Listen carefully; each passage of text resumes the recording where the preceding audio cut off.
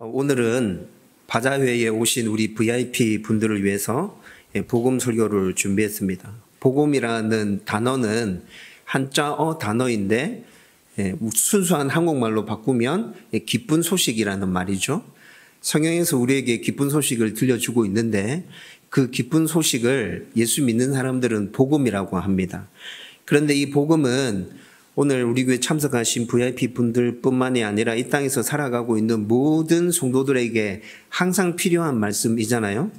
그래서 오늘 저와 여러분들이 이 복음을 나누는 것에 있어서 마음을 열고 귀를 열고 특별히 우리 VIP 분들 제대로 잘 듣고 성경에서 말하고 있는 기쁜 소식이 이런 것이구나 알 수 있었으면 좋겠습니다.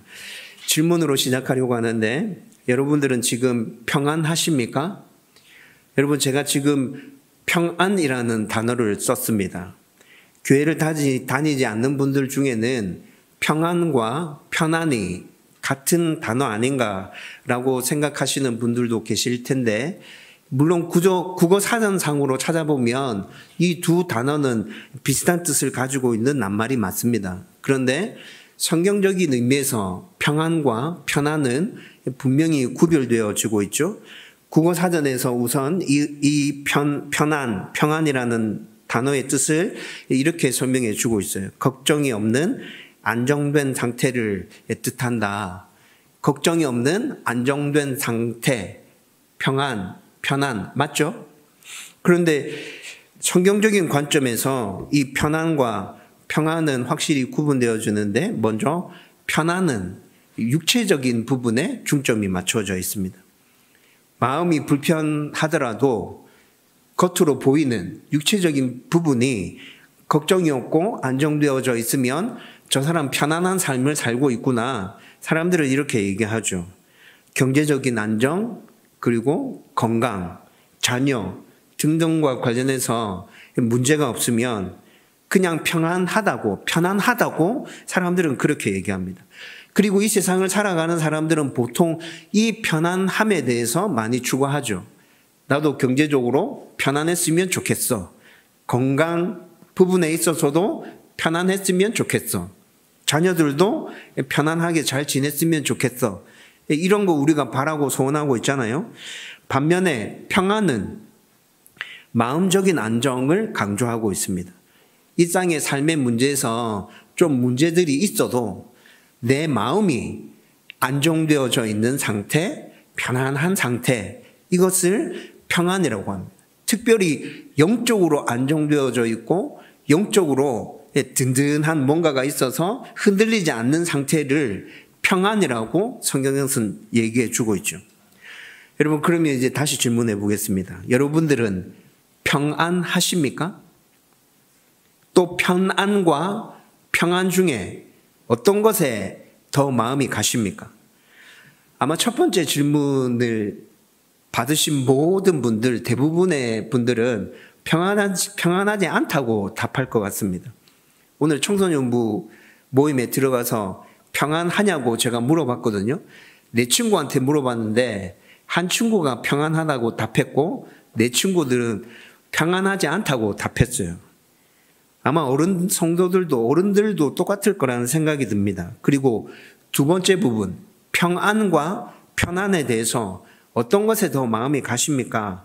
라고 질문했을 때 두 개 다 있으면 좋죠. 이렇게 얘기하는 분들이 아마 대부분일 거예요. 저도 두 개 다 있으면 좋겠습니다. 편안했으면 좋겠고 평안했으면 좋겠어요. 근데 둘 중에 하나를 골라보세요 하면 저는 평안을 선택하겠습니다. 제가 평안을 선택하는 이유는 마음이 평안하면 삶 속에서 어떤 문제나 어려움들이 닥쳐온다 할지라도 흔들리거나 요동하지 않고 지혜롭게 그 문제들을 해결해 갈 수 있잖아요. 그런데 평안하지 않고 그냥 편안한 상태에서 어떤 문제를 딱 맞닥뜨리게 되면 어디서부터 무엇부터 해결해 가야 하는지, 이 고비를 내가 넘어갈 수 있는지 못 넘어가는지, 그것부터 시작해서 너무나도 많은 고민과 염려, 걱정들이 몰려오고 그것들 가운데서 좌절하거나 주저앉게 되는 경우를 허다하게 보았기 때문에 그렇죠. 여러분, 저는 지금까지 교회를 7년 동안 세워오고 있잖아요. 교회 세우는 게 개업하는 거랑 똑같죠? 네. 교회 처음 오시는 분들한테 교회 개척이라는 용어를 쓰면 잘 못 알아들어서 제가 교회 개척한 목사입니다. 개척은 개업하는 거랑 똑같습니다. 사업을 새로 시작하는 거랑 똑같습니다. 이렇게 설명해 드려요. 빠르게 이해되죠? 여러분, 개업했을 때, 사업을 새롭게 시작했을 때 수많은 염려와 걱정들이 몰려오는 것 아닙니까? 그런데 그 7년의 세월 동안 제 마음이 평안했습니다. 어렵고 힘든 문제 하나도 없었던 게 아닙니다. 때때로 힘들고 어려운 문제가 있었지만 제 마음이 평안함으로 그 어렵고 힘든 문제를 어디서부터 풀어가야 되는지, 내가 지금 무엇부터 손대서 이 문제를 해결하기 위해서 노력해야 하는지 하나님 주시는 지혜로 하나하나 풀어가서 7년 동안 평안함으로 교회를 세울 수 있었다고요. 여러분, 저는 계속해서 제 안에 하나님 주시는 그 평안함이 넘쳐나기를 기도하고 있습니다. 저뿐만이 아니라 함께 교회를 세워가고 있는 여러분들 안에도 하나님께서 주시는 그 평안함이 넘쳐나기를 기도하고 있어요. 저와 여러분들이 함께 하나님의 그 평안 가운데서 이 교회를 세워가고 어떤 문제든지 지혜롭게 해결해 간다면 우리는 하나님 주인이신 교회 분명히 세울 수 있을 것입니다. 세상의 빛과 소금의 역할을 감당하는 그런 교회로 이 두 동 가운데서 귀한 사역 감당할 수 있게 될 것이라고요. 그래서 저는 편안함보다는 하나님 주시는 평안함이 내 안에 넘쳐났으면 좋겠다. 계속 간구하고 기도하고 있는 것이죠. 제 말하는 것에 여러분들도 충분히 공감이 되시고, 목사님은 저런 이유 때문에 평안을 원하고 있구나 이해되셨을 거라는 생각이 듭니다. 그러면 이 평안을 우리가 어떻게 누릴 수 있을까요? 오늘 이것에 대해서 여러분들과 함께 말씀을 나누려고 하는데, 설교를 마칠 때 제 안에 하나님의 평안, 여러분 가운데 하나님의 평안이 넘쳐나기를 주님의 이름으로 축원드립니다. 먼저 우리가 짚어야 할 것은 우리의 마음을 평안하지 못하게 만드는 삶 속에서의 상황이 너무나도 다양하게 일어나고 있다는 것입니다. 여러분, 대부분의 가정에서 가장 평안하지 못하도록 만드는 제일 첫 번째 요소가 뭐죠? 경제적인 부분이죠. 그렇지 않습니까? 목사도 돈이 있어야 살아갑니다. 네. 돈은 전적으로 저희 집사람이 관리합니다. 저는 잘 모릅니다. 그런데 우리 집사람의 표정을 대충 보면 그 경제적인 부분 때문에 염려와 걱정과 그것들이 읽혀질 때가 있습니다. 아, 지금 좀 힘든갑다. 조심해야겠다. 잘못 걸리면 죽는다. 네. 그런 게 읽혀지죠. 목사 가정도 똑같아요. 경제적인 부분에서 어렵고 힘들면 평안함이 없어요. 카드값 밀어넣는 날이 다가오는데 통장에 잔고가 없으면 불안하죠. 이자를 넣어야 되는데, 대출 이자를 넣어야 되는데 이자 넣을 날이 다가오는데 통장에 잔고가 없으면 불안하잖아요. 이것뿐만이 아니라 많은 돈에 안정적인 월급을 받고 있다면 크게 불안하지 않을 거예요. 그런데 불규칙적인 수입, 내가 벌어들이는 수입보다 지출이 훨씬 더 많아. 이렇게 되면 또 완전 불안해지죠. 건강에 문제가 생기면 불안해집니다. 의사로부터 이상한 얘기를 들었는데 검사해놓고 결과 기다릴 때까지 진짜 초조하잖아요. 죽을 병 걸린 건 아닌가. 야, 이러다가 어쩌지? 큰 병이면 병원비나 감당할 수 있겠나? 내 병간호는 누가 해주지? 결과 나오기 전에 이렇게 근심하고 걱정하다가 먼저 죽어버릴 것 같아요. 이런 걱정과 근심 때문에 계속 불안하죠. 의사로부터 괜찮다는 말을 듣기까지, 완치받았다는 판정을 받기까지 병이 있을 때 우리 안에 불안함이 있습니다. 자녀들을 생각해봐도 불안함이 있죠. 빨리 건강하게 잘 자라서 지 밥벌이 찾아서 내 품을 떠나가면 좋겠다는 생각들을 아마 대부분의 부모들이 하고 있을 거예요. 그렇게 해서 그냥 지 삶을 잘 살아가면 좋겠다. 그런데 이것이 말은 그냥 쉽게 이렇게 술술 나오는데 생각보다 어렵잖아요. 정말 어려워요. 건강하게 잘 자라는 것도 어렵고 지 밥벌이 알아서 찾아가서 그 부분에서 자기 역할을 하면서 살아간다는 것도 지금 사회에서는 정말 어렵고 힘든 일이죠. 그래서 자녀들을 생각해봐도 불안함이 있고 초조함이 있습니다. 가정에서, 직장에서, 내가 속한 공동체에서 사람들과의 그 관계 속에서도 관계가 깨어지고 평안하지 못한 그런 부분들이 있죠. 방금 언급한 부분에서 그나마 편안함을 누리고 있다 할지라도 내 삶의 쾌락과 또 나의 자아실현이라는 부분에 있어서 또 다른 근심과 걱정을 고민을 안고 살아가는 사람들도 있습니다. 세대별로 나누어 보아도 유아들은 부모의 조기 교육의 그 열정 탓에 굉장히 힘들고 어려운 삶을 살아갑니다. 그리고 초, 중, 고 학생은 학업으로 말미암아서 힘들고 어려운 삶을 살아가죠. 대학생들, 젊은이들은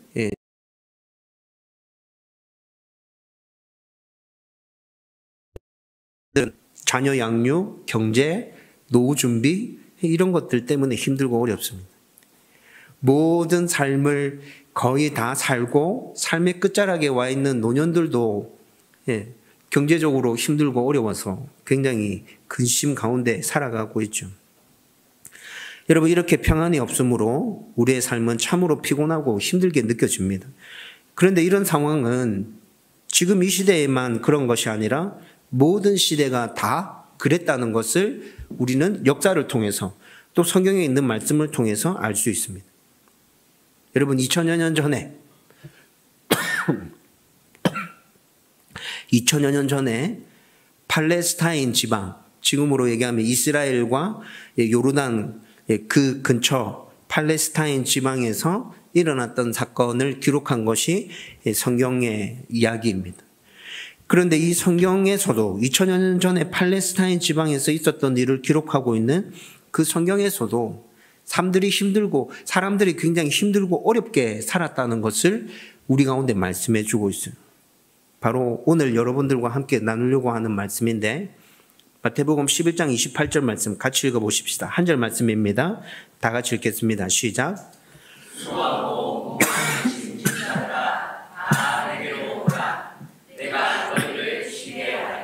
아멘.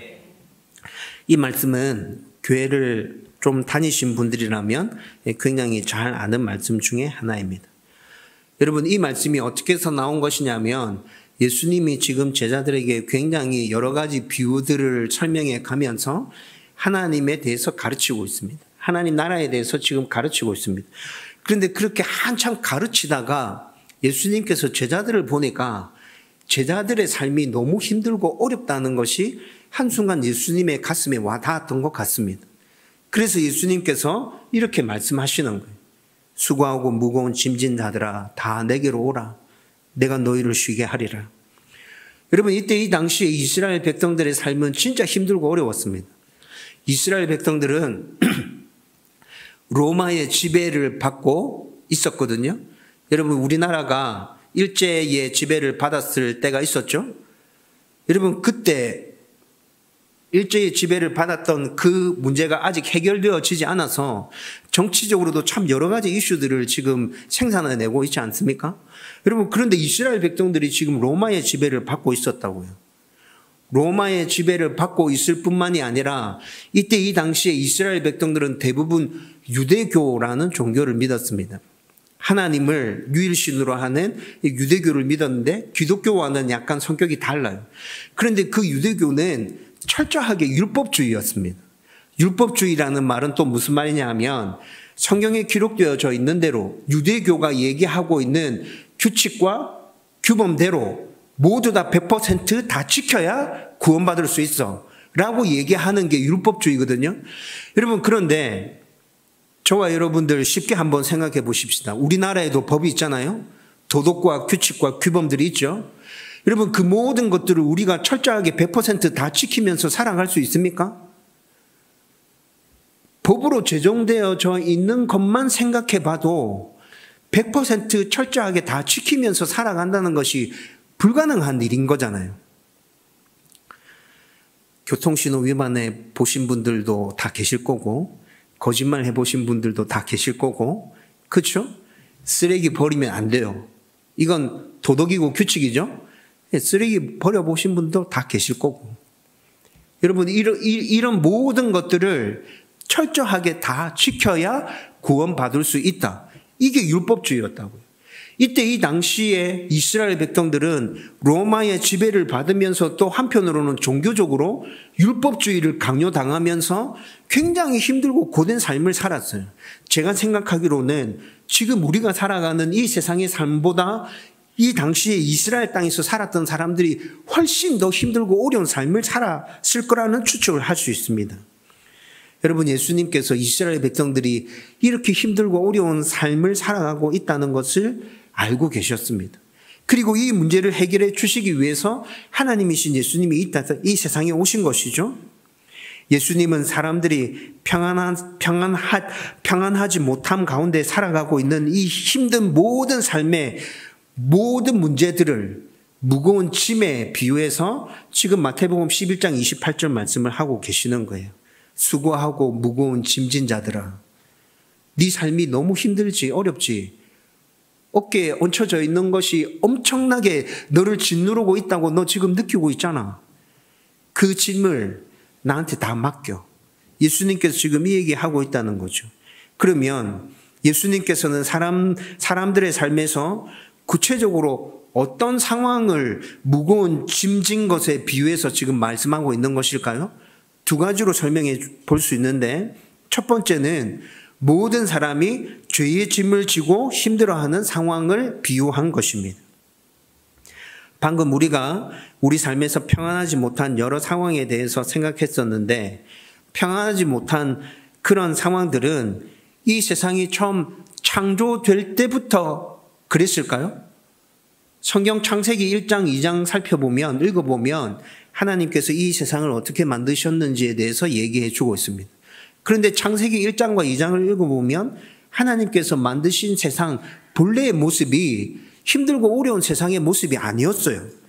그런데 창세기 3장에 넘어가서 죄가 시작되므로 이 세상의 모든 것들이 힘들고 어렵게 바뀌어진 것을 우리는 알 수 있습니다. 하나님께서 처음 만드신 이 세상은 기쁘고 즐겁고 행복하고 온갖 즐거움들이 다 들어있는 아름다운 그런 세상이었습니다. 그래서 성경은 하나님께서 처음 창조하신 이 세상을 낙원이라고 표현하고 있죠. 낙원이라는 말은 아무런 고통과 괴로움이 없는 편안하고 평안한 곳을 낙원이라고 말해줍니다. 그런데 성경이 하나님 처음 만드신 세상이 낙원이었다고 얘기해 주고 있죠. 근데 3장에서 죄가 시작되면서 하나님께서 만들어 놓으신 기쁨, 즐거움, 행복, 평안함, 즐거움, 이런 모든 것들이 파괴되어지고 찌그러져 버렸습니다. 그리고 성경은 그 죄로 말미암아서 완전했던 그 세상이 찌그러지고 파괴되면서 고통이 시작되었어. 수고가 시작되었어. 출산하는 고통, 땀 흘리면서 일해야 되는 고통, 싸움과 전쟁들, 시기와 다툼들, 불안과 초조들, 모든 것들이 그 죄로 말미암아서 시작되었다고 성경은 우리 가운데 얘기해 주고 있습니다. 죄로 인해 생겨난 이런 것들은 지금도 우리들 가운데 존재하고 있죠. 이것들 때문에 우리는 처음 시작할 때부터 무거운 짐을 지고 이 세상의 삶을 시작하고 있는 것입니다. 태어난 아이들도 가난하길 때는 못 느끼고 있겠지만 점점 자라나면서 이 세상의 삶이 참 힘들고 어렵구나라는 것들을 느끼게 되겠죠. 그리고 두 번째는 우리의 삶 그 자체를 무거운 짐이라고 비유적으로 말씀하고 계십니다. 근본적으로 우리의 삶에 이런 여러 가지 어려움과 힘든 문제들은 죄 때문에 생긴 거라고 금방 설명해 드렸죠. 그런데 죄를 제쳐놓고 생각해 봐도 우리의 인생 그 자체는 그냥 힘들고 어려워요. 여러분들은 삶을 살아가기가 어렵고 힘들지 않습니까? 저는 힘들고 어렵습니다. 저는 정말 힘들고 어렵습니다. 설교 첫 부분에서 평안이 없는 이유에 대해서 생각했는데 경제적인 것, 건강, 자녀, 관계, 자아실현 등등등 여러 가지 얘기를 했죠. 근데 이 모든 것들이 너무 힘들고 어렵습니다. 그래서 저는 절대로 젊은 시절로 되돌아가고 싶지 않습니다. 많은 사람들이 젊은 시절로 한번 다시 되돌아갔으면 좋겠다. 학창 시절로 되돌아가면 좋겠다라고 얘기하잖아요. 제가 종종 여러분들에게 말씀드렸죠. 저는 눈꼽만큼도 그런 생각이 없습니다. 왜냐하면 젊은 시절로 다시 돌아가 봐야 내가 지나온 이 힘들고 어려운 여정을 다시 똑같이 겪고 지금 40 후반대까지 와야 되는데 내가 왜 다시 거기로 돌아가냐. 즐겁고 행복했으면 모르겠어요. 그런데 그 삶이 너무 힘들고 어려운데 내가 뻔히 아는데 다시 되돌아간다고 하더라도 내가 획기적으로 변화되어지고 바뀌어진 모습으로 삶을 살아가는 것이 아닌데 근데 그 힘든 삶들을 또 살아내야 돼? 저는 절대 그렇게 살고 싶지 않습니다. 여러분 거짓말이라고 느껴지십니까? 제 마음 안에 진짜 빨리 늙고 싶은 생각이 있어요. 오해하시는 분들이 있을까 봐 좀 풀어서 설명해 드리겠습니다. 그냥 시간이 빨리빨리 지나갔으면 좋겠습니다. 자녀들이 건강하게 빨리 장성했으면 좋겠고요. 그래서 지 앞가림하면서 제품을 떠났으면 좋겠어요. 자녀를 낳아서 기르고 있다는 것 자체가 부모에게는 기쁨이고 즐거움이면서 동시에 또 큰 짐으로 다가올 때도 있잖아요. 목사로서 제가 해야 될 일들이 빨리 잘 마무리되어지고 끝났으면 좋겠어요. 간단하게 한마디로 딱 정리해드리면 그냥 시간이 진짜 쏜살같이 지나가면 좋겠다. 내가 60대 중반쯤 돼 있으면 좋겠다. 60대 중반이면 자녀들 다 컸겠죠?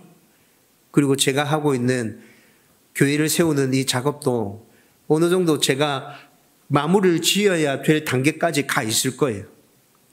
그때가 돼 있으면 좋겠다. 물론 이렇게 되기를 소원하는 마음 가운데는 모든 것들이 잘 풀리면 좋겠다는 그 전제를 깔고 지금 이렇게 얘기하고 있는 것이죠.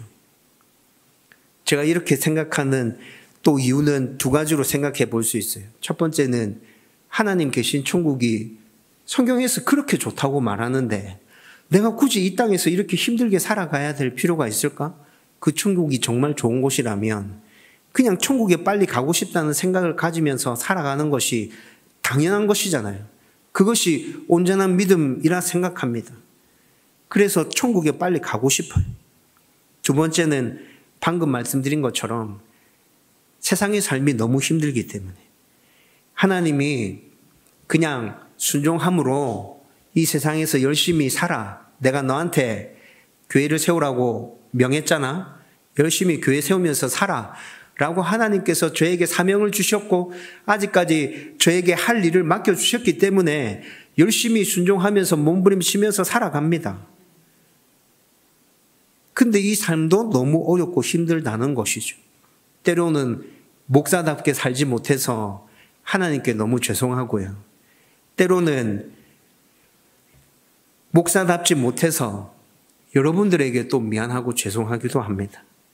그래서 모든 것이 완전하고 완벽한 그 천국에 빨리 가고 싶다라는 소망을 계속 품게 되는 것이죠. 다시는 죄의 문제로 씨름하지 않아도 되고 불안해하지 않아도 되고 초조해하거나 근심 걱정하지 않아도 되는 그 천국을 간절히 소망하게 되는 것입니다. 저와 비슷한 생각을 가지고 있는 성도들 저는 분명히 있다 생각합니다. 이런 것들이 바로 우리 삶의 무거운 짐으로 우리 가운데서 평안을 빼앗아 가는 것들이죠. 그런데 우리의 평안을 빼앗아가는 이런 무거운 짐들을 가볍게 하려고 이 짐을 내려놓기 위해서 저와 여러분들이 얼마나 애를 쓰고 노력하면서 살아갑니까? 왜 내 마음에 이 불안과 초조가 끊임없이 계속 밀려오는지, 그리고 또 왜 인생 자체가 이렇게 힘들고 어려운 것인지에 대한 근본적인 답을 찾지 못했다 할지라도 평안을 누리고 행복한 삶을 살기 위해서 지금 현재도 저와 여러분들은 열심히 각자의 삶들을 살아가고 있는 것 아닙니까? 나름대로 최선을 다하면서 살아가고 있죠. 각자의 기준이 다르기 때문에 다른 사람들이 나의 삶을 볼 때 그 정도 노력해놓고 무슨 최선의 삶을 살았다고 합니까? 라고 얘기할 수는 있겠지만 내 기준으로 봤을 때는, 여러분들 각자의 기준으로 봤을 때는 지금 진짜 열심히 살아가고 있는 것이잖아요. 수고하고 있잖아요. 애를 쓰고 있잖아요. 그런데 예수님께서도 우리가 각자의 삶 속에서 그렇게 열심히 살아가고 있다는 것을 알고 계십니다. 그리고 그것을 인정해 주십니다. 여러분, 오늘 마태복음 11장 28절을 읽었는데 그 첫 시작이 어떻게 되죠?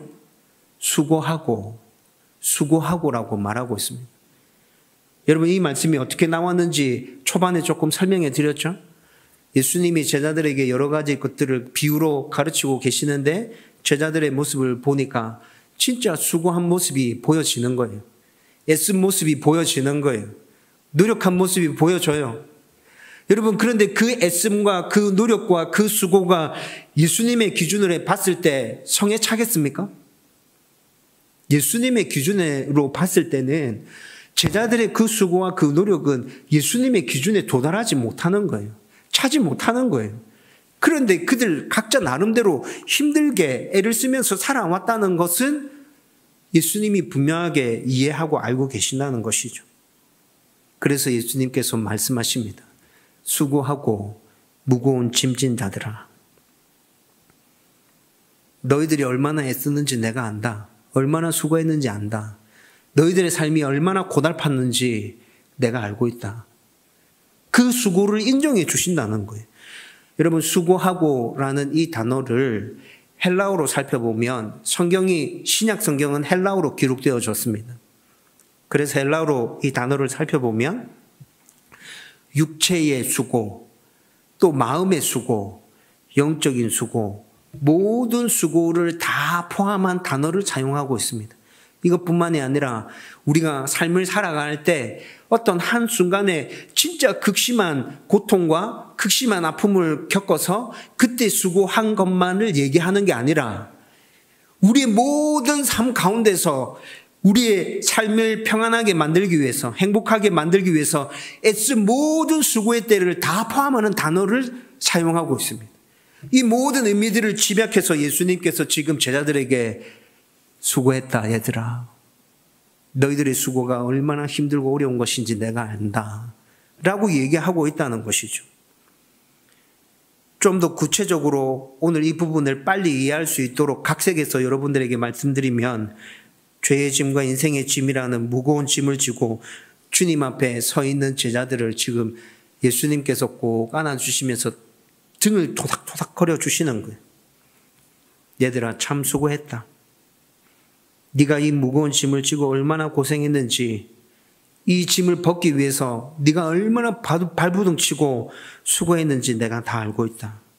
그러면서 우리의 등을, 제자들의 등을 토닥거려 주시면서 그 아픔과 그 수고를 인정해 주시고 끌어안아 주신다는 거예요. 그러면서 또 말씀해 주십니다. 너 진짜 고생하고 수고했는데 네가 지고 있는 네 짐을 벗을 수가 없었구나. 그대로 지고 있네. 내가 이 짐을 해결할 수 있는데 너 네 짐 지고 있는 거 나한테 맡겨주지 않을래? 너가 나를 신뢰해서 너 짐을 나한테 맡긴다면 내가 너를 편하게 쉬게 할 거다. 예수님께서 지금 이 얘기를 하고 계시는 거라고요. 적어도 오늘 말씀에 의하면 우리가 지고 있는 죄의 짐과 인생의 짐을 예수님께 내어놓기만 하면 우리는 평안을 누릴 수 있다는 것이죠. 그렇다면 어떻게 우리의 죄의 짐과 인생의 짐을 예수님께 내어드릴 수 있을까요? 두 가지로 생각해 볼 수 있어요. 첫 번째, 죄의 짐을 내어드리는 것은 예수님이 우리를 죄에서 구원해 주셨음을 믿으라는 것입니다. 예수님이 우리를 죄에서 구원해 주셨음을 믿으라. 앞서 설명해 드렸던 것처럼 사람은 이 세상의 첫 시작에서 죄를 지어서 모든 평안이 다 깨어지고 힘든 삶이 시작되었죠. 아기가 태어날 때 부모의 어떤 것이 유전되잖아요. 이것처럼 죄도 똑같이 유전돼요. 그래서 아담 이후에 성경에 보면 하나님께서 만드신 첫 번째 사람을 아담이라 말하고 있는데, 그 아담 이후에 이 세상에 태어나는 모든 사람들은 그 죄를 유전받아서 태어나는 순간부터 그냥 죄인으로 이 땅 가운데서 살아가게 되는 거예요. 그래서 사람은 죄를 가르쳐 주지 않았는데도 거짓말하는 거, 속이는 거, 훔치는 거 가르쳐 주지 않아도 자기가 살아가는 삶에서 그게 필요하다 생각되면 적절하게 그런 삶을 섞어가면서 삽니다. 누가 가르쳐 줬습니까? 그렇게 살아야 된다고 알려줬나요? 이렇게 죄를 지으면서 살아가는 사람의 끝은 육체와 영혼의 영원한 죽음이라고 성경이 우리에게 말씀해 주고 있죠. 그리고 죽기 전에 이 세상에서의 삶은 죄의 짐을 지고 여러 가지 문제들과 고통 가운데서 살아가는 힘겨운 삶이 될 것이라고 말씀해 줍니다. 그런데 예수님이 죄의 짐을 자신에게 맡기라고 지금 말씀하고 있는 거죠. 너 지고 있는 죄의 짐 너가 해결하지 못해. 그거 내가 해결해 줄게. 그 짐 벗어서 나한테 맡겨. 라고 얘기하고 계시는 겁니다. 그리고 정말로 예수님이 모든 사람의 죄의 짐을 대신 지시고 십자가에서 돌아가 주셨죠. 여러분, 예수님께서 십자가에서 돌아가신 건 우리가 받아야 될 형벌을, 죄에 대한 벌을 예수님께서 대신 받으신 것이라고요. 이제 우리는 예수님이 나의 죄짐을 대신 지고 돌아가셨고 예수님의 죽음으로 나의 죄는 용서받았고 죄의 짐은 없어졌다는 것을 믿으면 됩니다. 우리는 이것을 간단하게 줄여서 예수님 믿는다라고 얘기하는 것입니다. 그리고 예수님 믿는 게 죄의 짐을 벗는 첫걸음이라는 것이죠. 두 번째, 인생의 짐을 내어드리는 것은 예수님을 나의 주로 인정하라는 것입니다. 나의 죄짐을 대신 지시고 영원한 죽음에서 나를 구원해 주신 예수님은 나의 생명을 살려주신 나의 주인 되십니다. 나의 주인이신 예수님은 아주 악하거나 무자비하거나 굉장히 나쁜 비인격적인 그런 주인이 아닙니다.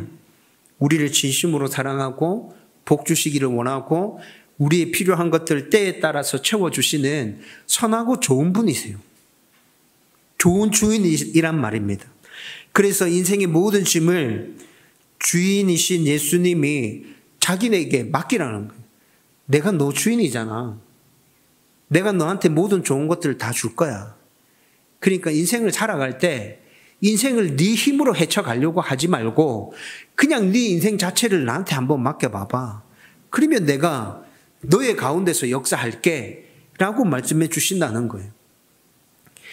우리 인생 자체를 예수님께 내어 맡기는 것, 이것이 바로 예수님이 나의 주인이심을 인정하는 것이라는 거죠. 앞서 제가 이 세상에서 사는 것이 힘들기 때문에 천국을 사모한다고 말씀드렸죠.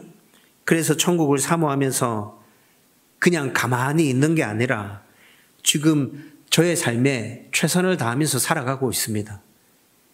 하나님이 저를 부르시기 전까지 앞으로도 저는 우리 부모님의 아들로서 그리고 우리 아내의 남편으로서 우리 아이들의 아빠로서 여러분들의 목사로서 제가 해야 될 일을 최선을 다해서 열심히 감당하면서 살아갈 겁니다. 그런데 여전히 삶은 힘들고 어렵습니다. 그래서 매일 아침 하나님이 예수님이 나의 주인이심을 인정하며 고백하고 있습니다.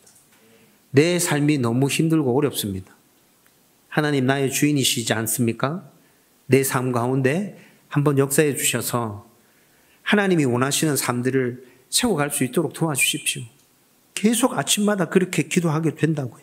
하나님의 도움을 구하고 인도를 구하고 보호를 구하고 하나님의 은혜를 구하고 하나님의 평안을 구하고 예수님이 나의 주인이시기에 말씀을 보면서 아 예수님은 이렇게 사셨구나. 이럴 때 예수님이 이렇게 하셨구나. 그것들을 깨닫고 난 이후에 나도 그렇게 해보려고 애를 쓰고 몸부림치고 있는 것이죠. 그러면서 인생의 짐을 내가 다 떠안는 것이 아니라 주인이신 예수님께 내어드리면서 그때 주인이신 그 예수님이 나에게 주시는 은혜와 또 지혜와 또 인도함과 보호함 가운데 나의 삶들을 살아왔고 앞으로도 계속 그렇게 살아갈 생각을 가지고 있습니다. 여러분, 지금까지 제가 이렇게 살아왔기 때문에 힘들고 어려운 문제들이 순간순간 다가왔지만 제 안에 하나님 주신 평안함이 있었다고 여러분들에게 자신 있게 말씀드리는 거예요. 앞으로도 저는 이 평안을 누리면서 이 교회를 하나님 주인이신 교회로 계속 건강하게 세워가려고 합니다. 이 평안함 가운데서 여러분들이 더 좋은 하나님의 사람으로 세워지는 일들에 제가 할 수 있는 역할을 하기 위해서 최선의 노력을 감당해 가려고 합니다. 저와 함께 평안을 누리면서 그렇게 여러분들의 인생을 살아가시지 않겠습니까? 이제 말씀을 정리하려고 합니다. 다시 질문 드립니다.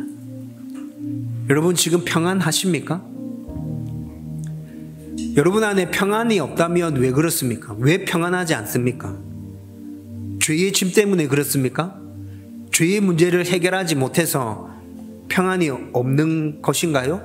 여러분 고민해 보십시오. 죄의 짐은 해결했는데, 예수님을 믿어서 죄의 짐은 해결했는데 여전히 나의 삶의 주인이 나라고 생각하시면서 인생의 짐을 내려놓지 못해서 힘들고 어렵습니까?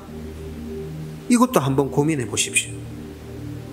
만약 죄의 짐을 해결하지 못해서 여러분 가운데 평안이 없는 것이라면 예수님이 나의 죄를 해결해 주신 분이라고 믿으세요. 예수님이 나의 모든 죄를 가지고 가셨어. 내가 죄에 대해서 받아야 될 벌을 예수님께서 대신 받아주셨어. 내 죄 문제는 이미 예수님의 십자가를 통해서 해결되었어. 끝났어. 나는 예수님이 나를 구원해 주신 구주라는 걸 믿어. 여러분 이렇게 믿음을 가진다면 죄의 짐을 해결하게 됩니다. 인생의 짐 때문에 여러분 힘들고 어렵습니까? 나를 구원해 주신 예수님은 구원해 주셨을 뿐만이 아니라 나의 주인이셔. 그분이 나에게 필요한 모든 좋은 것들을 허락해 주신대. 그분은 아주 신실하고 미쁘신 분이야. 좋은 주인이야. 여러분 이 믿음을 가지고 여러분들의 삶 자체를 예수님께 내어드리세요. 힘들고 어려울 때 도움을 구하시란 말이에요. 주인이신 예수님께 도와주세요 라고 말하면 됩니다. 은혜를 주십시오. 견디게 해주십시오. 평안을 주십시오. 지혜를 주십시오. 그리고 여러분이 할 수 있는 그 일들을 하면서 하루하루 살아가시면 여러분들의 삶 가운데 역사하시는 주인이신 예수님을 경험할 수 있게 될 것입니다. 오늘 평안에 대해서 깊이 생각하시면서 여러분들 안에 진짜 하나님이 주시는 그 평안이 넘쳐나기를 주님의 이름으로 축원드립니다.